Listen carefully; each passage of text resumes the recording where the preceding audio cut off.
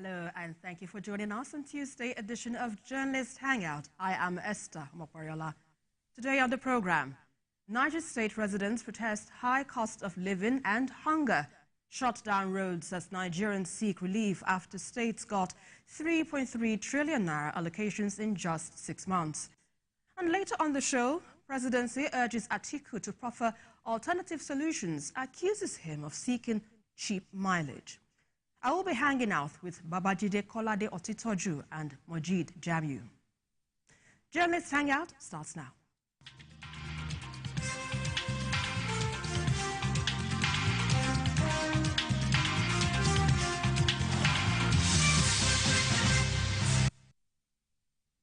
Right, a hungry man, they say, is an angry man. Now, residents of Minna, Niger State capital, demonstrated this when they stormed some major roads to show that they are hungry and angry.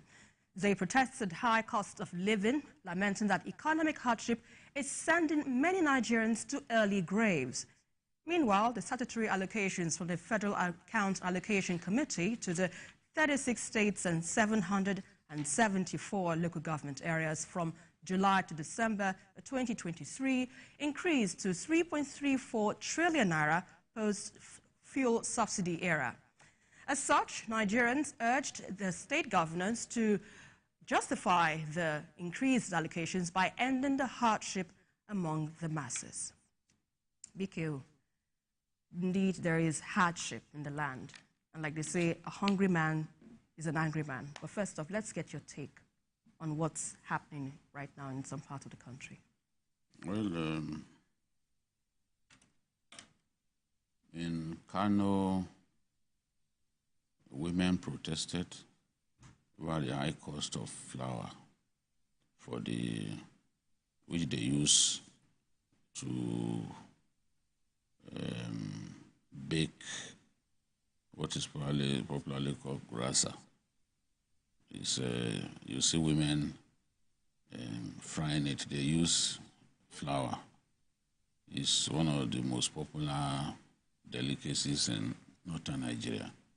And even in Abuja, you see people selling it. The masses eat it. Once you eat it and you drink water, you are not going to get hungry for a long time. But with the price of flour becoming so high now, the women were concerned that how do we continue to make ends meet. You know, even in urban centers, they go to places like Kano to buy that stuff in good quantity, and then they go and sell in the urban centers. The people have every reason to show their anger if they are hungry. Show their anger against policies of government. It's like that everywhere.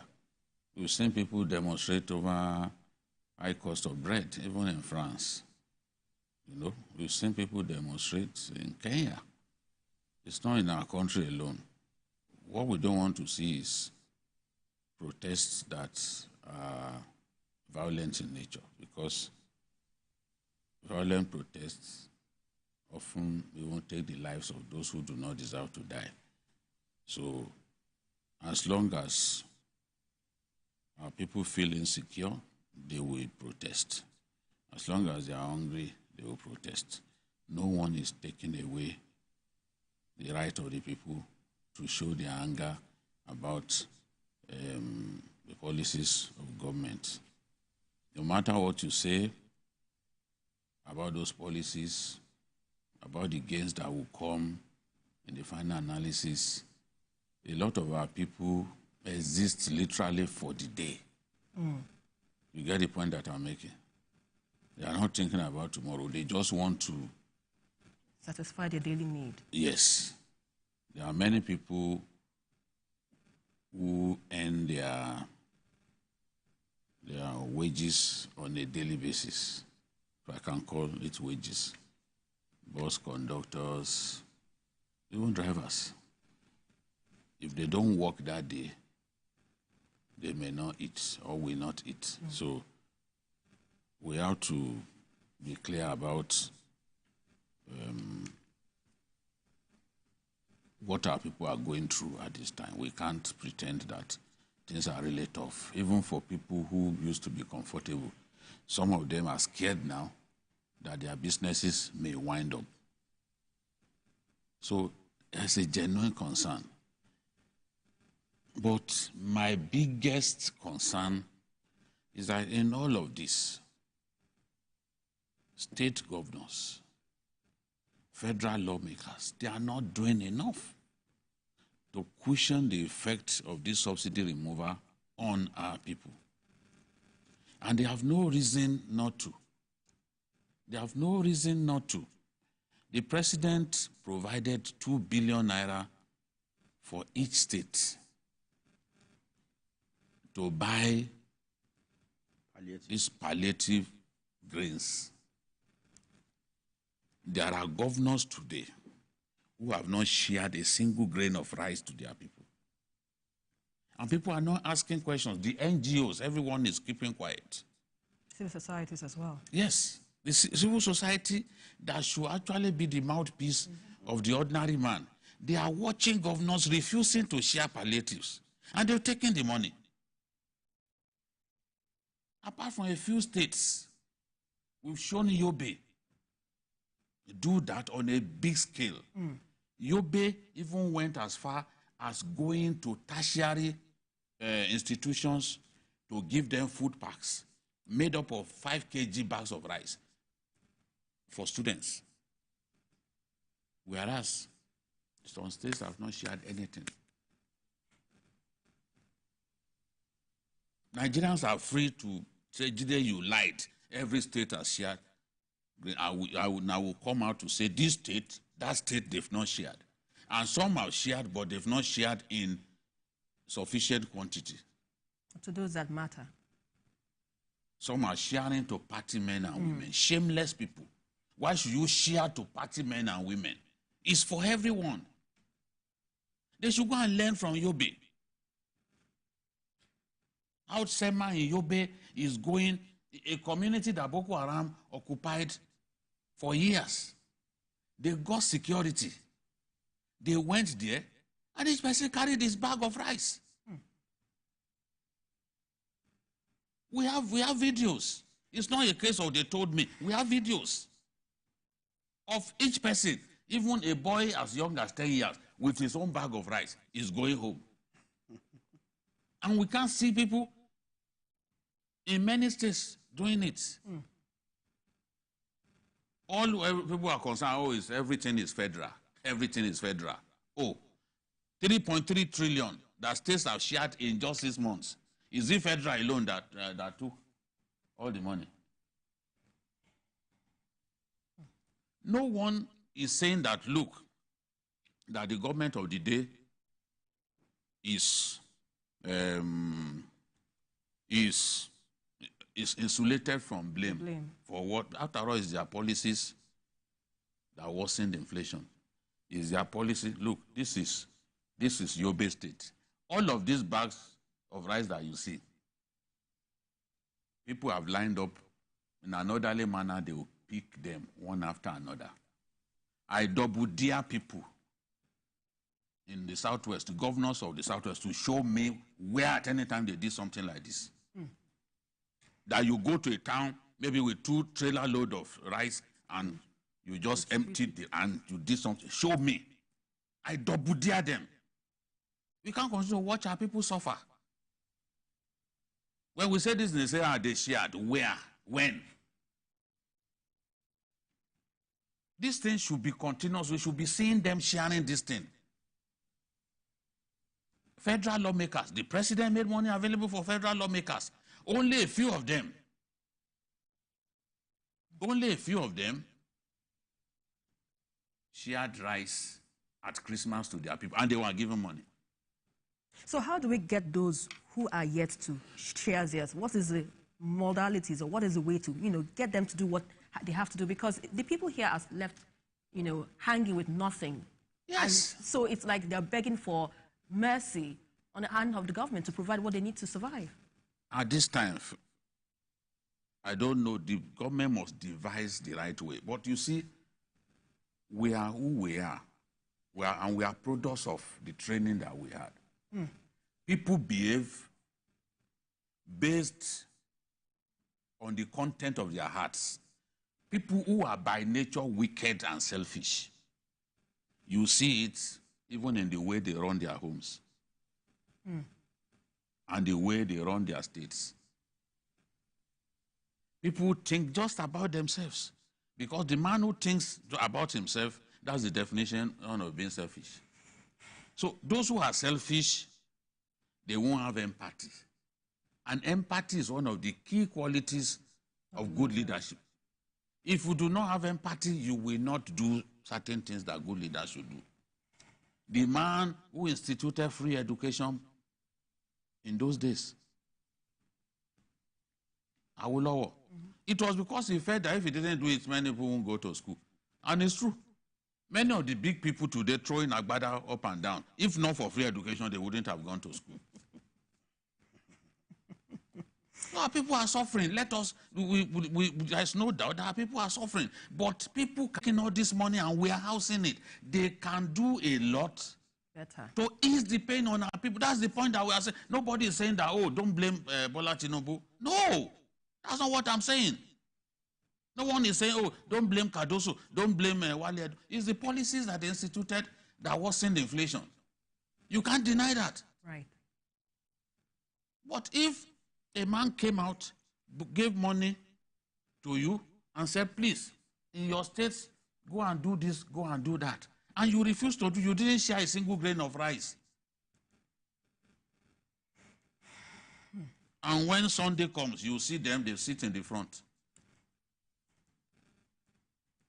They go to mosque, they go and pray, they put their heads on the ground in the front. Religiosity, impotent religiosity. That is what we are doing. They can't even show mercy. Let me quickly get to Muji's perspective on this. It's really touching, you know, when we get to see stories like this. And in a country where we have a lot, you know, resources at our disposal, and yet we're still having lots of people living below poverty line. And this is, you know, more like the height of it. People can't take it anymore, can't take it any longer. But let's first off get your perspective on what do you think will be the far-reaching implications if this isn't addressed as soon as possible. Yeah, times are hard, no doubt about it. An hungry man is an angry man. Right. The president made it clear on May 29 when he took over that it's not going to be rosy. And that's why he announced the decision to remove subsidy. Removing subsidy, I mean now, shortly after that, there was an avenue for palliatives. And apart from these palliatives, which they mentioned earlier, 2 billion per state, there has been a significant increment in the allocation to states and local governments, and also the federal. Between July and December last year, there was an increment of 554 billion naira in the allocations to states and local governments, not including federal. That's the 3.3 trillion. It's just to states and local governments. In August, for example, states, or the 3 tiers of government, collected 1.1 trillion. This last December, which was chaired in mid-January, the 3 tiers of government took home 1.12 trillion, taking into consideration that these governors and the so-called local government chairmen that are closer to the grassroots will allow some of this to percolate down to the man on the street. But of course, Tinubu is the president. Somebody who lives in Igbogbo, in Ikorodu, or in Bassa, in Bayelsa. The person he remembers is President Tinubu, who removed subsidy. Whereas the same president provided palliatives. Now, let me also shock you. Each member of the National Assembly, both in the red and the green chamber, took between 60 and 75 million each in December from the president for them to provide palliatives to all their constituents. If not for the reps member from Edo State, who bought 4 trailer loads of rice and showed a video of it. 1 trailer of rice is 900 bags. We are not even saying they should buy 4 trailers. If we have 360 members who buy just one trailer, which is 900 bags, in some states, a state like Lagos, we have 22 million. We have 22 National Assembly. House of Reps. We have 22. Same thing with Kano. Same thing with Kano. So in a state like Lagos, for example, let's assume that each reps member purchases 1 trailer load, which is 900 bags. Multiply 900 by 22 and let them distribute it to those, to their constituents. This will percolate down, even if they break it down to just 5 kg. Of course, some of them did it, but the man in Edo, well, some now came and said, and it's because he wants to contest for governorship. But does it take it? Does it take the fact away from the issue that this man actually said this money that I used to purchase this in is from the president, and that every person got it. Nobody has come out to tell us. So he lied. To tell us that he lied, and he said it's minimum of 60 million. I heard that reps members from the Green Chamber took 60 million, while those in the 109 senators took 75 million each, maybe in form of prayers to their accounts. So people shout, people talk about they call the president's name. Yes, of course, he's the father of the nation. Even Kwamwan came out to sing that things are hard, that people are talking. Of course, it's a very genuine way to talk, but we should also call out our governors. They should tell us what they are doing with the increase. And the 2 billion. And the 2 billion out of the 5 billion. The president promised 5 billion. 2 billion has been released. So, but what can we do to make them accountable? Because this is the money that you say has been distributed already by the presidency. Yes. So what can be done to make them accountable to these monies so that the people do not get to suffer the way they are doing right now? See, civil society organizations, NGOs, should constitute an action committee. And also, on this program, we are also calling out governors to tell us how they have spent these monies. I mean, they should tell us how they have spent it. Some says it's not just by buying rice and garri. Okay, if you didn't use it to buy rice and garri, if you used it to subsidize transportation or to provide whatever, tell us what you did with that money. You see, because we want to. We have a president, yes, I mean, who in all good intention met a very comatose economy. But Nigerians are saying, yes, Mr. President, you said you can do it. That's why we voted you. So you are there now. Yes, he's doing it, but then it's also, because there's no way the president can, the presidency can be the one distributing all these things. It has to be through channels like states and local governments, and through the elected representatives of the people. What else do you want this man to do? He gave them this money. They are not sending it down. We are sending it on the program now. Let the spokesperson for the National Assembly, for the House of Reps, Honorable Akinrotimi, or the spokesperson for the Senate, on distinguished Senator Adaramodu, come and tell Nigerians how the members have distributed this palliative? They have a mechanism whereby they can even monitor their members, ensure that their members actually share this money. But this is very shameful. If we can't trust people at that level, that when they are giving money for the poor, it will get to the poor, it's very shameful. And if you've taken money, you call yourself a federal lawmaker, you've taken money to distribute grains, and you fail to do it, you should be ashamed of yourself. I mean, this is bad. We are watching the poorest of the poor starve. Many of them are already concerned about the next election, and we are warehousing money for next election. Election that you are not sure God will take you there. 2027 is a long time from now. Some of the people who died as a result of COVID, we didn't even expect that they would die. They too must have felt that, oh, they will live up to 90 years. You cannot legislate about how many years you spend on it. Are you God? Or because you think you have money now, that things will permanently be rosy. No, life is not like that. Yeah, indeed, we know life is not like that. And even the measures that has been, put in place by the government, the short-term measure to alleviate the suffering of the masses, one would ask, how sustainable is it? Even though it is for a time being, for the policies, the changes in the economy, but how sustainable is it? And what are the likely long-term solutions that the government needs to adopt to ensure that this situation is fully addressed?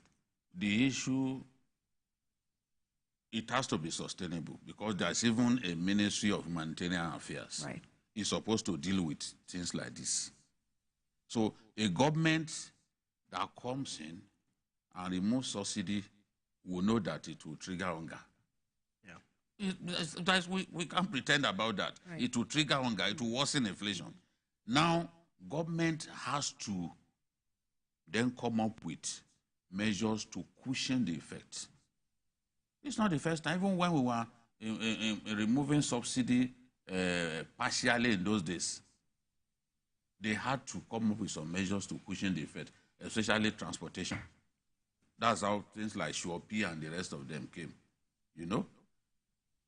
So even the World Bank says, look, conditional cash transfer helps to alleviate the pains on the poorest of the poor. World Bank recommends conditional cash transfer. So, and we have already canonized this issue of conditional cash transfer. It is now part of our law. Before President Buhari left office, the law was enacted to make it permanent. And you give money to the poorest of the poor. And it's not money alone that we can give. See, we thank God some of us can eat today and be confident that tomorrow we will eat. But it's not like that with many people. True. It's not like that with many people. Some don't know where their next meal will come from. So, since it's in our laws to provide for the poor in that manner, we have to continue to do it on a sustainable basis. The president can also release grains from the strategic grains reserves. Since now prices are skyrocketing, he can do that. Because by the time we approach the fasting season, that fasting season, that is when you see a lot of greedy Nigerians, people who don't believe in God but claim that they are pastors, they are imams and all that. That's when they begin to inflate prices the most. So I fear for people as we approach the fasting season. It's just a month away. Yes. I think it's in March now. Yeah, March 11. So you then see people, they know people want to drink cocoa, they are going to inflate prices. They will inflate price of sugar and the rest. And milk. All of those things that they know Muslims need to break their fast. Oranges, fruits generally.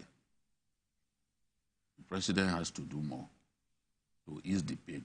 And there has to be a way to ensure that whatever you are setting aside for the poor does not get hijacked. We warned at that time that, look, you must do your best for this thing not to be hijacked. If you go back and watch those programs, now we have indicated Because we have people who simply refused to share grains. And also, I think... and you've taken the money. The president needs to beam his searchlight on the Humanitarian Affairs Ministry. The kind of mess that is going on there, we just read a report last week that over 30 billion was recovered by the EFCC. So that ministry, the president should pay particular attention to that ministry to ensure that... I'm sure Wale is doing that. Yes, yeah, because as coordinating minister, he is investigating and is doing a lot to ensure that money meant for the poorest of the poor gets to that person. I mean, a company was hired to do a forensic audit of those who will benefit. Still, a company was paid, and you still had to send bulk money, 540-something million, to an individual. So what's the... What of the trader money and all that, and the fraud? The trader money. Same thing. We From this same the whole program talking about the fraud. Yeah, the human affairs, humanitarian. So much money gone down the drain. So President Tinubu should look into that ministry and ensure that the kind of mess that they have been perpetrating in the past should stop. And they put somebody who has a fear of God, who will know that if 25,000 or 20,000 is going to households as conditional cash transfer, it gets to the beneficiaries. Then what do we do about these governors? So it's not enough for the president to simply beam his flashlight on the humanitarian ministry. They are doing that already. See, what of governors that you gave money and they've not done? The president can't do anything about the governor. It is the He should call a meeting and talk to them. Yes, he should call a meeting and say, look, we know those of you who are doing this. It's the citizens that can call the governors to action. All right, let's quickly leave this discussion where it is. And we hope that there will be a drastic action taken to address this situation. While still on Journalist Hangout, we're going on a short break and return in just a moment. Stay with us.